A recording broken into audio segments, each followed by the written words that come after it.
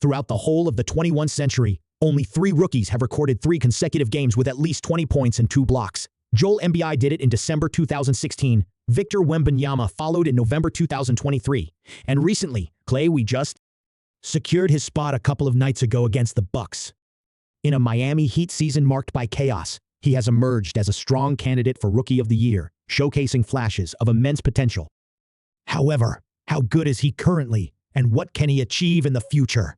The majority of Ware's value lies on the defensive side, particularly in his ability to guard the rim. His measurements are quite astounding. He stands as a true 7-footer without shoes and has an impressive 7'4" wingspan. As long as he maintains good positioning, it feels like Miami has a formidable wall in front of the basket due to his height and reach.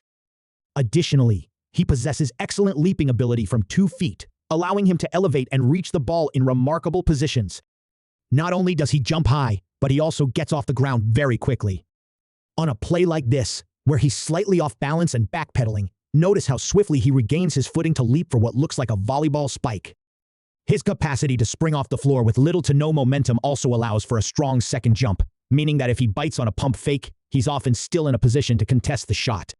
His height, length, and leaping ability already provide him with a solid foundation as a shot blocker, and what really ties it all together is how skilled he is at timing these jumps. Offensive players really can't sneak the ball past him from any angle because he deliberately times his jumps to swat shots at their peak. When everything I've mentioned aligns, it gives him an incredibly wide radius as a shot blocker. Take this play, for example. He's under the basket in a zone and ends up deep in the restricted area while Reeves attempts a floater from about 10 feet out. It was ruled a goaltend, but not many players can make contact with that shot. Here's another instance. DiVincenzo believes he has a clear path to the rim in transition, and look at how far out Ware is when Dante takes off. That's some impressive ground coverage. I should also note that plays like this are feasible because of how adept Ware is at tracking the ball with his hands. In this case, he's fronting Zubac in the post, and when Pal drives baseline, he spins toward the paint, recognizing that Pal's going reverse and perfectly targeting the ball is truly impressive. When I mention tracking the ball, I mean with both hands. Here, you'll see him take off vertically with his right hand raised. Kel'el adjusts his release angle in midair, so Ware responds similarly and swats it away with his left. The way he tracks the ball until its release not only aids him in blocking shots, but also helps him close off potential passing angles, whether in midair or on the floor. In this case, he steps up to defend man on a drive, then utilizes that off arm to deflect the dump-off. What you'll frequently observe him doing is extending one of those long arms to proactively guard a passing lane, and due to his exceptional ball tracking ability, he can completely negate certain scoring chances.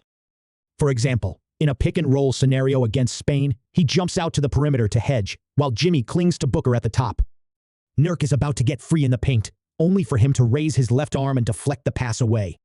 His hands are incredibly quick for someone of his size and length, and for a team like Miami, whose defense relies on sealing off passing lanes and accumulating deflections, it's a perfect fit. Since he just started receiving significant minutes, I believe it's vital to adjust his stats. Looking at a per 36-minute basis, he's averaging 2 deflections. It may not seem like much, but for a paint-focused big, it's a solid figure. Compared to players like Evan Mobley, Jared Allen, or Rudy Gobert, one advantage he holds over those 3 is his ability to strip the ball from handlers. You'll see many instances where an opponent drives at him while he backpedals, and he effectively targets the ball with his quick hands to create turnovers. However, he's still learning when to take these risks, as he occasionally gets his hands in trouble against craftier players, leading to unnecessary fouls. Nonetheless, I appreciate the positives along with the negatives, as he's averaging over 1 steal every 75 possessions, placing him in the top 20. Among all centers, of course, what stands out is not just his shot blocking, as he's additionally averaging close to 2.1 blocks per 75 possessions, placing him in the 95th percentile within the league. I find the most remarkable aspect to be the combination of both skills. It's uncommon to find a big man who can effectively block shots while also impacting ball play and passing or handling scenarios. This season, only 3 players equal or surpass both of his thresholds in steals and blocks per possession, with a minimum of 400 minutes played. Those players are Gobaz, Jonathan Isaac, and Victor Wanyama. However, I want to rewind a bit to discuss rim protection. It's undeniably his primary strength as a defender and likely as a player. For the Heat, their defensive strategy primarily centers on keeping him near the basket. This may involve using him as a low man to read plays from the baseline to intercept potential threats and clean up. When he operates in this free safety capacity, it's crucial not only to recognize how many shots he blocks, but also how many attempts he discourages. I also appreciate his engagement and overall movement patterns behind the action. He's quick to identify threats and position himself without overly committing to the paint, thus preventing easy shots from the corner. He also possesses a solid grasp of Miami's scheme, which is heavily reliant on shifting defense. They often place two defenders on the ball while having the corner player move up to the wing. It's his responsibility to shift from the paint to the shooter in the corner, and you seldom see him fail at that rotation. Another key element of Miami's defense is, of course, the 2-3 zone, and with a player like Ware occupying the middle, it elevates the defense significantly. As previously mentioned, he inhibits many shots near the basket, and when he's stationed underneath in that zone, ball handlers frequently face tougher shot options. Observe him during this play. First, he positions himself to take on the cut. Then he steps out of the paint to reset the 3-second clock before focusing on Hayes in the middle. The Lakers still lack an advantage, so Hayes sets a screen while Ware remains in that block. When LeBron drives, Ware positions himself centrally in the paint, creating no space to penetrate, resulting in a challenging fadeaway jumper. Miami's defensive objective is to keep Ware as near to the basket as possible, which implies that offenses aim to draw him away from the paint. One method to achieve this is by running plays through their bigs, particularly if a player can face up and shoot. Ware seems to struggle against two specific types of players. First, those large post-up players since he doesn't have the bulkiest frame, and second, hybrid wing bigs, as he isn't especially fast and has difficulty navigating around screens. As a result, he can frequently be lost in off-ball plays. However, when it comes to one-on-one isolation defense, if a big man can't dominate him, he excels at holding his ground. This was particularly evident against the Spurs when the Heat finally embraced the Twin Tower strategy, with Bam and Wemby switching on every play involving him, and they both performed admirably. Perhaps Wemby's most remarkable man-to-man effort occurred versus Shenyon and the Rockets, where his unique physical attributes truly shone. While he may not be the fastest player, he does have quick enough footwork to hinder drives and is adept at bracing himself to withstand contact, with his length handling the rest.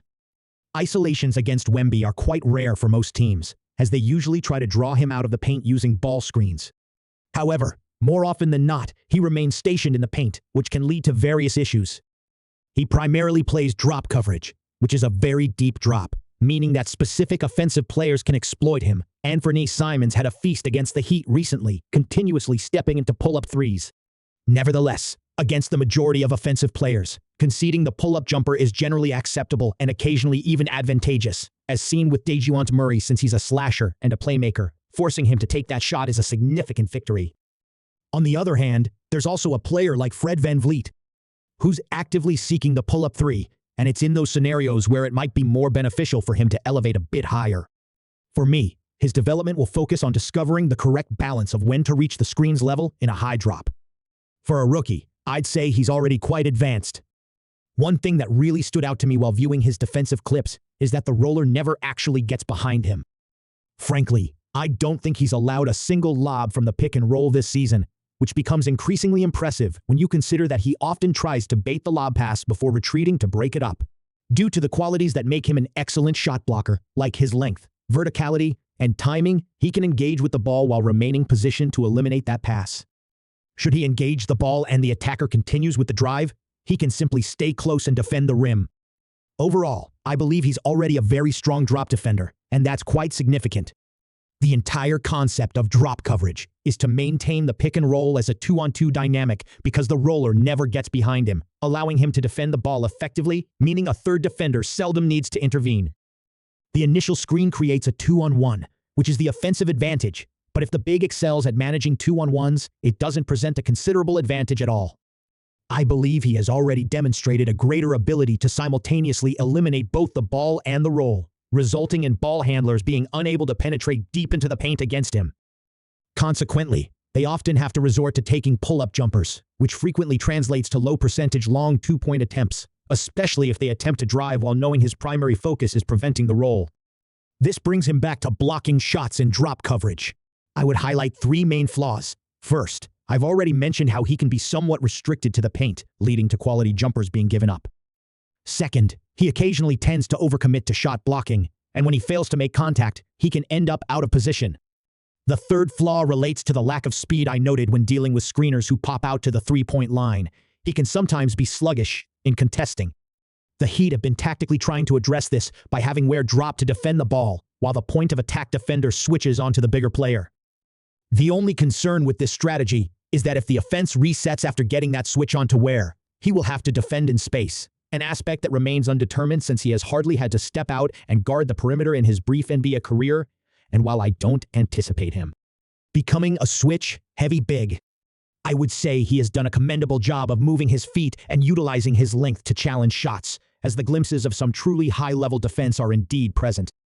One example is his play against the Bucks, where his opponent sets a ghost screen, and he defends the ball in a drop before adjusting to the perimeter in time to contest a three-point attempt. His tools are exceptional, instincts are impressive, and his activity is up to standard, not even 30 games into his career. I would already argue that Kel'el Ware is a very strong defensive player with significant all-defensive potential. Regarding his offensive contributions, his worth is again based on those remarkable physical attributes. Much like his shot-blocking capabilities, his blend of length, timing, and verticality provides him with an extraordinary radius as a lob threat. Consequently, they frequently place him on the baseline or in the dunker spot, allowing him to stretch the floor vertically and finish off plays. In these positions, he effectively moves without the ball to present himself as a target. In this instance, you'll see him cut to the opposite block as soon as Yes initiates a drive, positioning himself for the lob. Furthermore, when you combine high awareness movement with those physical attributes, you end up with a player who can generate numerous second-chance opportunities on the boards and score easily. As for his low post game, I believe there are two areas where he could substantially improve. The first is his utilization of the power dribble when he lacks an angle to simply take off and dunk. I'd really like to see him generate more space near the basket. The second concern is his occasionally questionable shot choices. He often exhibits tunnel vision, which means when he receives the ball down low, he's nearly always looking to shoot that could lead to some poor attempts, and I'd prefer to see him seek the kick-out pass a bit more. However, he frequently manages to make these difficult shots in the paint due to his surprisingly good touch. One could argue that this is his most crucial all-offensive skill. We encounter athletic big men who can elevate above the rim regularly, but few can score over or around perfect paint defense using floaters and hook shots. Take this example. He begins on the perimeter, and when he moves into the paint, a rim protector is already in place to block him. The push shot is just so effective, and that touch isn't just evident inside the arc. Another impressive skill that sets Ware apart is his capability to stretch the floor as an outside shooter. While he hasn't logged many minutes, so we lack a substantial sample size to accurately assess what level of shooter he is. What we do know is he appears confident taking three-point attempts at volume even while contested, and defenses certainly acknowledge him as a shooter. Those who underestimate him discover quickly that when he's spotting up, whether trailing an early offense or just holding the ball at the top if they don't step up, he will make that shot. And as this game unfolds, I'm curious to see if he can leverage that shooting threat to create other opportunities. There have been glimpses of real ball handling skills, and if he can effectively attack closeouts consistently, we're looking at quite an impressive offensive asset. However, at this moment, I'd say he still lacks some control with his handle and can be hesitant at times, so this remains speculative given his current on-ball limitations. For now, his role on offense mainly involves finishing plays set up by teammates. I appreciate how they utilize him alongside B. Naturally, they want Bam in the primary action, so they have him spot up in the corner, making him not just a catch-and-shoot threat, but also effective along the baseline as an interior option, adept at finding open space and finishing lobs. Nevertheless, since he plays most of his minutes at the 5, he's often the focal point of play, where he excels as a pick-and-roll scorer. I previously mentioned his impressive scoring range, which becomes particularly evident in the two-man game. Miami's ball handlers know to deliver high passes, allowing him to access and finish them uniquely. Just look at this instance. Even Amen Thompson lacks the vertical leap to catch that pass, and when he comes down, he uses a strong dribble for 2 points and a foul. Of course, he also poses a shooting threat, meaning if the defense excessively focuses on the lob, he can just as easily step into open space for a high-quality 3. The players who typically run pick and roll for the Heat are primarily three-point threats, so they often attract 2 defenders to the ball, creating 4-on-3 advantages. This means many of his touches come in the short roll, and if he receives the ball with room to go up, the play might as well be over, as very few weak side defenders can jump up and alter his shot. However, if the weak side help arrives early and he lacks space, you will likely see his most significant flaw, the absence of extra passing, as he often chooses to attempt scoring through traffic instead. He can manage some of these difficult shots close to the basket due to his finishing ability, yet there are definitely situations where passing would be the wiser choice, and that's another aspect I'm eager to see develop as his game progresses. Lastly, I am focusing on a play like this, where he catches the ball in the short roll, but has his back to the basket. The ability to exploit mismatches in the post could largely define his ceiling as an offensive player. We've barely had the chance to observe him post up, but from what I've seen, a couple of things are evident. He struggles to establish or maintain position, as he lacks that kind of frame, and his game primarily revolves around scoring over defenders. Nonetheless, he already possesses a solid set of moves. Aiming to improve turnaround fades or jump hooks, he possesses the finesse to make it effective. I see a high-end projection in this area similar to Miles Turner, who effectively seals off post possessions for swift scoring options while complicating defenses' efforts to switch smaller players onto him. Evaluating his complete offensive skill set at this moment, I'd argue that he already stands out as a lob threat, both from the dunker spot and in pick-and-roll scenarios. He's been a solid interior finisher, and with a more consistent power dribble and improved shot selection, he could emerge as one of the league's finest.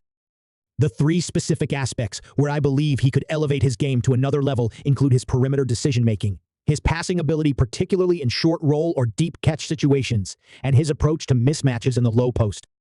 While I don't anticipate him becoming a primary creator, his unique blend of size, athleticism, and finesse is uncommon. With the right adjustments and development, he could evolve into a significant off-ball asset. Combined with his defensive skills, this turns him into a two-way talent with the potential to become an all-star and perhaps last year's biggest draft steal. NBA Draft. If you appreciated this analysis, be sure to hit the like button, subscribe, and enable my post notifications to be the first to see more content. If you're curious about my detailed research, don't forget to check out the Hoop Hub podcast and my social media pages. Links are in the description. I'd love to hear your thoughts in the comments. And as always, I wish you all a wonderful day. I'll see you in the next one.